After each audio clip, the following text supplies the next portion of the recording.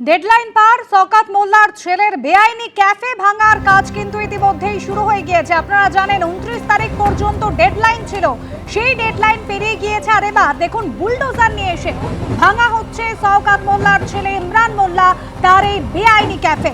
ক্যানিং এর মৌখালিতে একেবারে মাতলা নদীর চর ভেঙে চর দখল করে তৈরি হয়েছিল এই ক্যাফে।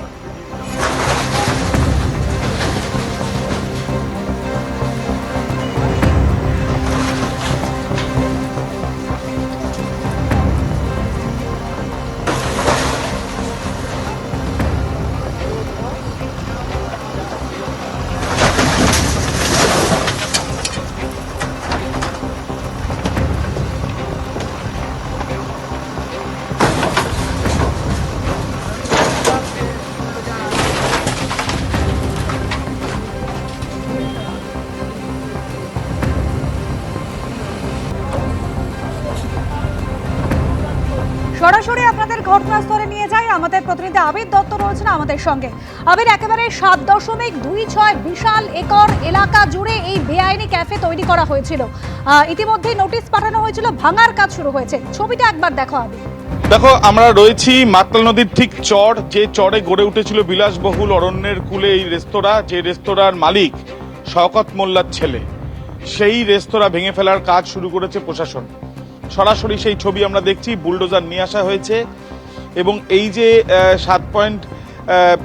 প্রায় 7.5 একরের মতন এই যে জায়গা, সেই জায়গা সম্পূর্ণভাবে ফাঁকা করে দেওয়ার কাজ শুরু করা হয়েছে প্রশাসনের তরফ থেকে। নোটিশ করা হয়েছিল এর আগে এবং তার সাথে সাথে বুলডোজার নিয়ে আসা হয়েছে, প্রচুর সংখ্যায় পুলিশ। আমরা কিছুক্ষণ আগে বিডিওর সাথেও কথা বলেছিলাম এবং তিনি বলেছেন যে কংক্রিটের যে জায়গা রয়েছে, যে জায়গায় আমরা দাঁড়িয়ে রয়েছি এখন, সেটিও ভেঙে ফেলার কাজ করা হবে।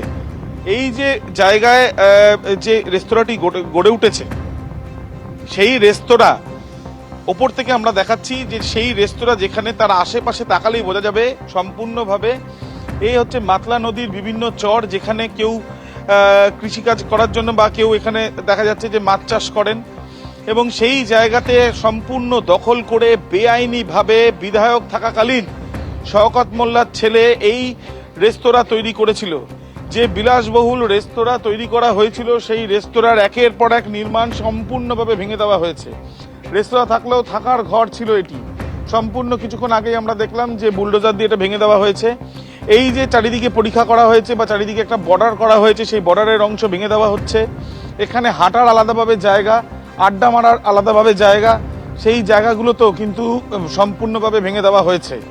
এনআইএ যখন তল্লাশি করতে আসে তখন শওকত মোল্লার খোঁজ না পেয়ে বিভিন্ন জায়গায় তার খোঁজ করা হচ্ছিল। তার মধ্যে অন্যতম এই অরণ্যের কূলে এই রেস্তোরাঁ, আলিশান এই রেস্তোরাঁ, সেই রেস্তোরাঁতে এসেই প্রকাশ্যে আসে যে কিভাবে এই মাতলা নদীর চর দখল করে এখানে এইভাবে এই নির্মাণগুলো তৈরি হয়েছিল। যে নির্মাণ তৈরি হওয়ার জন্য এখানে এসে শওকত মোল্লার খোঁজ না পাওয়া গেলেও প্রকাশ্যে এই যে সামনে আসে এই যে রেস্তোরাঁর, এই এত বড় রেস্তোরাঁ, তারপরেই নোটিশ যায় শওকত মোল্লার ছেলের কাছে।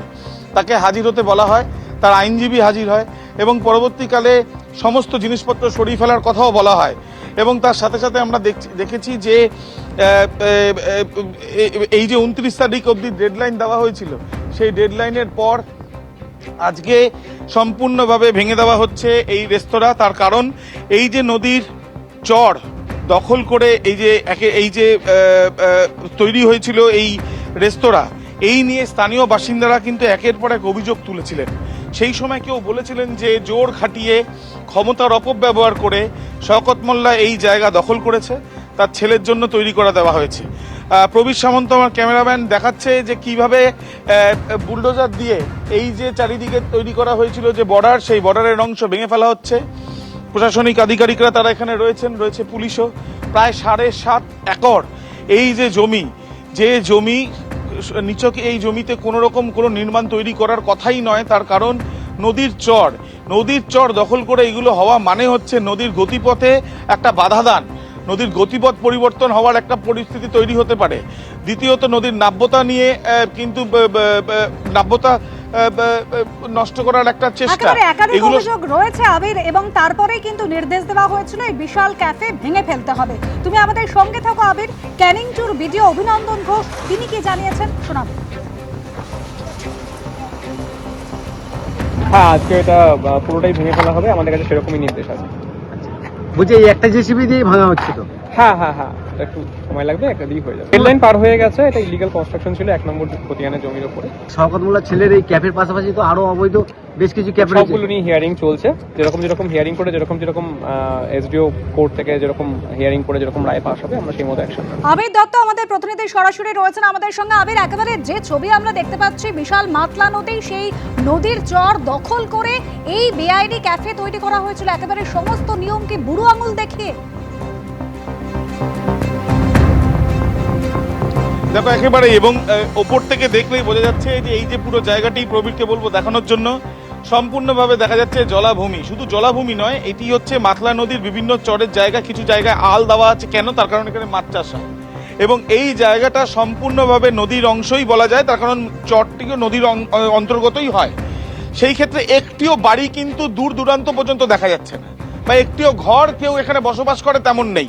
অথচ 7.5 একর জমি এখানে দখল হয়ে রয়েছে। যে জমি অভিযোগ যেটা দখল করে নেওয়া হয়েছে, সেই জমিতে গড়ে উঠেছে এই সুবিশাল আলিশান এই রেস্তোরাঁ, যে রেস্তোরাঁর নাম অরণ্যের কূলে। কিন্তু তার আইনি কোনো বৈধতা নেই এমনটাই প্রশাসন মনে করে, এবং সেই জন্য নোটিশ দেওয়া এবং সেই জন্য সমস্ত কিছু সরিয়ে নিয়ে যেতে বলা হয়েছিল। এবং তার পরবর্তীকালে আপাতত প্রশাসনিক আধিকারিকরা যেটা মনে করেছেন যে কোনো অবস্থায় এই রেস্তোরাঁ এখানে রাখা যাবে না, এবং সেই জন্য সম্পূর্ণ ভেঙে ফেলার কাজ করা হচ্ছে। যে সময় রেস্তোরাঁ তৈরি হয়েছে সেই সময় শওকত মোল্লা বিধায়ক, তার ছেলের এই যে রেস্তোরাঁ, তার ছেলেকেই আমরা দেখেছিলাম এনআইএ যখন এসেছিলেন, তখন এনআইএ আধিকারিকদের সে এখানে নিয়ে আসে। তল্লাশি করে তাকে না পাওয়া গেলেও কিন্তু সামনে আসে যে এত বড় আলিশান রেস্তোরাঁ তৈরি করা হয়েছিল, যেটা বেআইনি। এখন দেখার বিষয় ঠিক কত সময় প্রশাসনিক আধিকারিকরা নেন বা কর্মীরা নেন, যাতে এই রেস্তোরাঁ সম্পূর্ণভাবে ভেঙে সাফ করে দেওয়া যায়। ধন্যবাদ আবির।